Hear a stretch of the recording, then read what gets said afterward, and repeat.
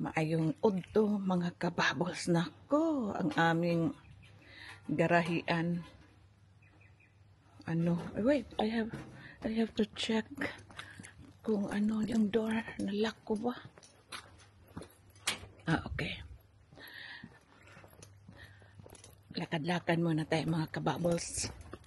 At nang makita mo niyo kung ano ang lugar na andito ako. Grabe mga kababos, tingnan nyo yung garahian, oh. Marami na namang dahon na laya. Ganito talaga pag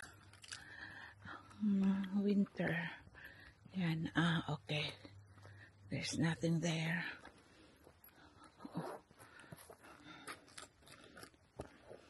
Lakad-lakad lang tayo mga kababos. At nang maipakita ko tong lugar namin. Okay lang dito mga kababos kahit anong tawag nito? Maglalakad. Wala namang mga sasakyan. So, safe ka maglalakad. At saka, mga mababait mga tao dito mga kababbles. Ayan mga kababbles. Maraming mga bahay dito pero bakante. Yan mga kababbles. Oh. Bakante yan. Pero tingnan mo. Maraming tanim. No? Kasi nung una, may nakatira dyan. Inano lang. Umalis. Kasi hindi na kasya sila. Ito. Mga kakahoyan na. Mga punong kahoy. Kaya malamig. Andito na kami sa bundok. Tuktok ng bundok mga kababos. Kaya malamig dito. Ngayon nga, naka-jacket pa ako. Kasi talaga grabe ang ginaw. Lalo na sa early morning. Yan, wala yung mga tao mga kababos. Alam niyo mo ba mga kababos? Ano tawag nito? Ang residente dito ay mga 500 lang. Pero nung una, marami kasi boom ito. Kumpleto. May bangko. May ano pang tawag nito? May yung maglalaro ka nga ni, pero bawal kasi yan. Maglalaro tapos may malaki yung grocery store at saka yung telephone company meron. Ngayon wala na kasi yung mga tao ay nagsisialisan. Yung school nga noon, marami yung mga estudyante. Nung napunta kami rito sa Glendon, year 2020, 2020, 21, 22. Yung year 2022, marami-rami pa yung mga estudyante. Pero noong si senior high na, yung iba ayaw na dito kasi gusto nila na nasa boarding school na. Pero yung mga parents nila ay andito work sa mining. Halos lahat ng lahat talaga ng mga workers, except of course nga nung nag-work sa motel, nag-work sa convenience store, at dyan sa school, ay nasa mining. Kaya kung tingnan mo, walang mga sasakyan. At ang isang ano ko lang, ilhanan. Sa Bisaya pa ilhanan kasi. Yung isang indicator na walang tao kapag walang trash bin. Yan. Ayan. Mayroong trash bin dyan pero wala ng tao. Ito yan. Ang linis-linis pero walang tao. Kasi mini-maintain siya ng council. At saka itong road, meron ding naglilinis. Kaso hindi ngayon malinis agad-agad dahil pag maglinis ka ngayon, meron na namang mga dry leaves na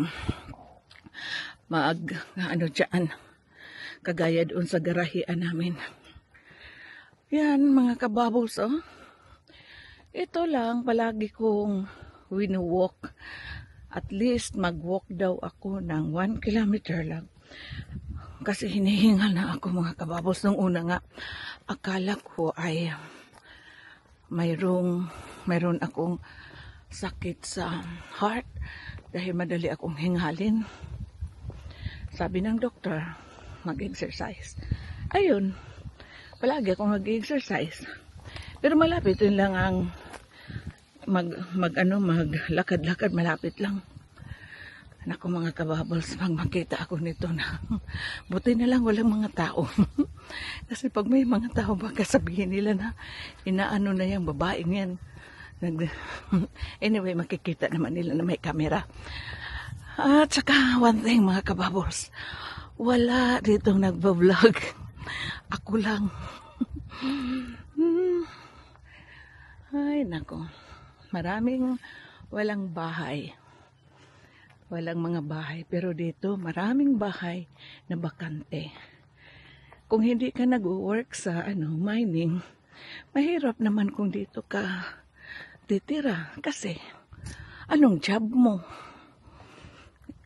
Yung iba nga dito, 2 or 3 yung nila, work.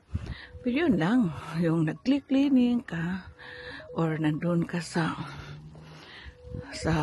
pa agi? Wait.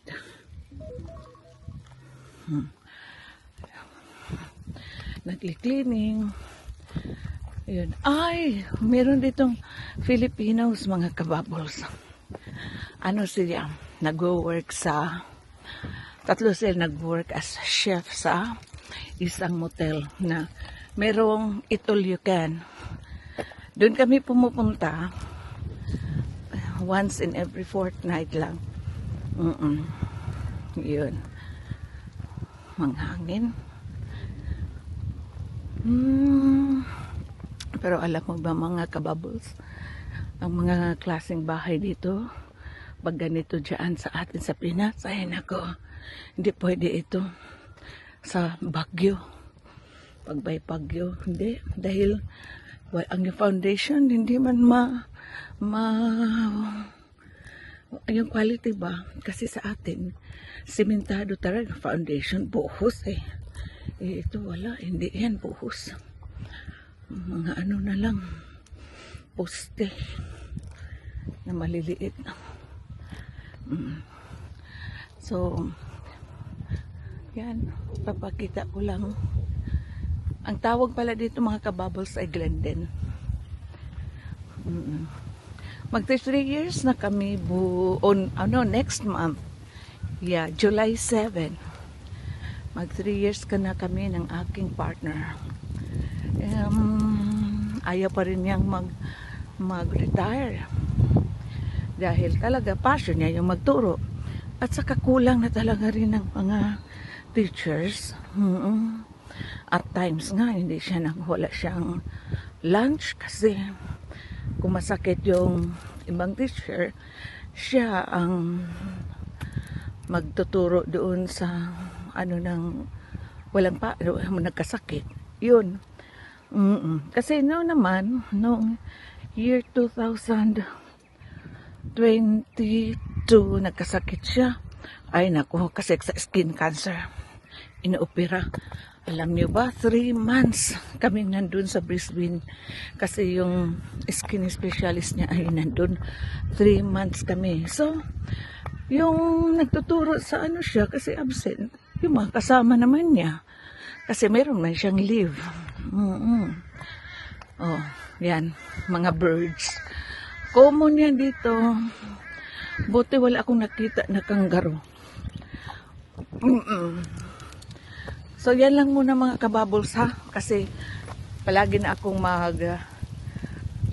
mag-upload sa YouTube.